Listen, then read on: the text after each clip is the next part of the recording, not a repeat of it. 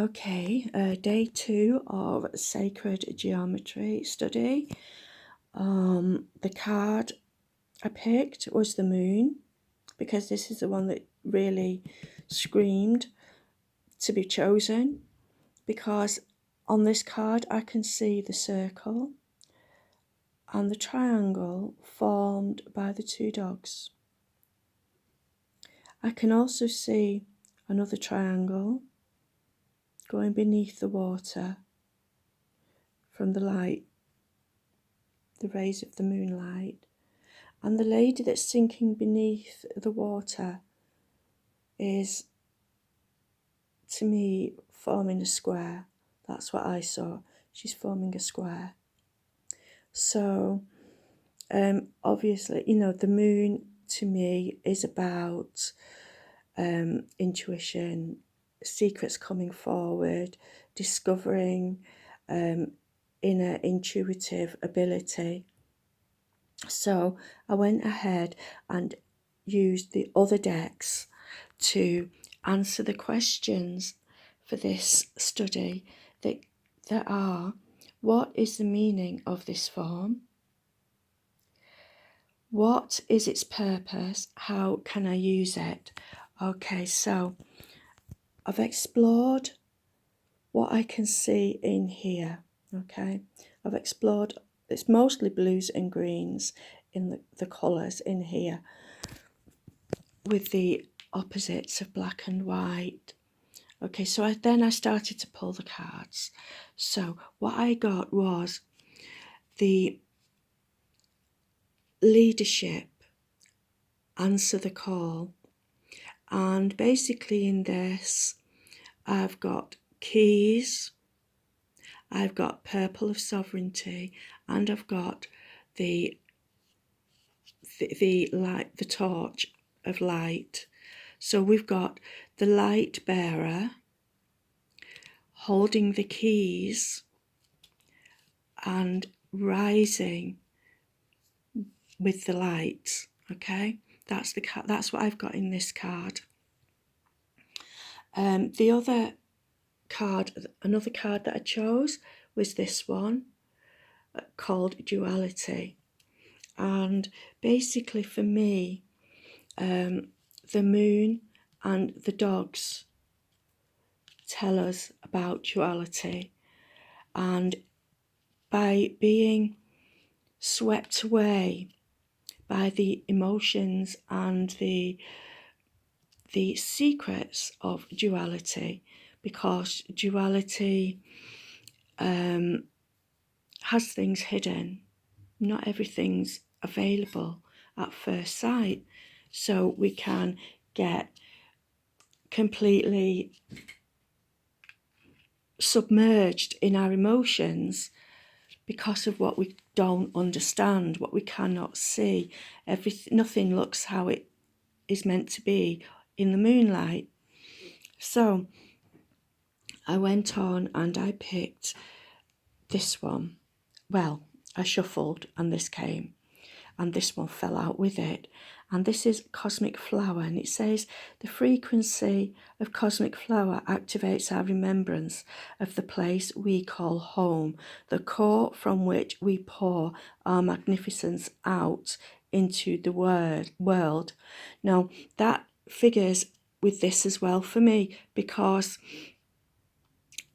when we look at the beauty of the moon, we do remember we kind of have an inkling about where we came from and about what our journey is. And the moon tells us a lot about our darkness and our light. The light bearer is part of the moon's symbolism as well for me, because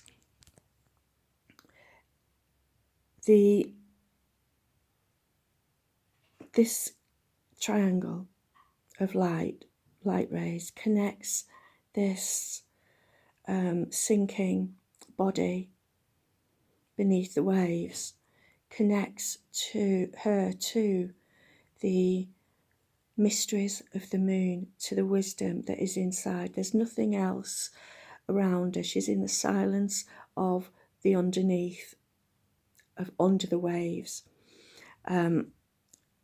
Probably because she's taken on too much of the confusion between the polarities and the dualities. I see the red hair as being significant as well. The red hair of, say, the high priestess, the one, the person in touch with their intuition. And by using this intuition at the most difficult times, even though we're not aware of it at the most difficult times because we're focused on other things such as what we're suffering, hence this dog, the intuition is always there. The truth of the situation is always there. If we've got the light to see it, we need to get the light. And this card gives me the feeling that in the silence of the underneath, of the down below, she is receiving the wisdom that the moon rays are sending, the wisdom of the light. And this flower, the cosmic flower, is reminding this one of the place that we call home, out there in the circle of the universe. Okay. The next card I picked was integration, which is the frequency of integration supports our embrace of every aspect of ourselves, allowing what we perceive as positive and what we perceive as negative to harmonize in a balanced symphony of life. Together, this one flew out. I didn't intend to choose, to pick this one up. It just flew out at me, but it clarifies what's going on here, that we have both the negative and the positive. We have the trinity of the three of creation. We have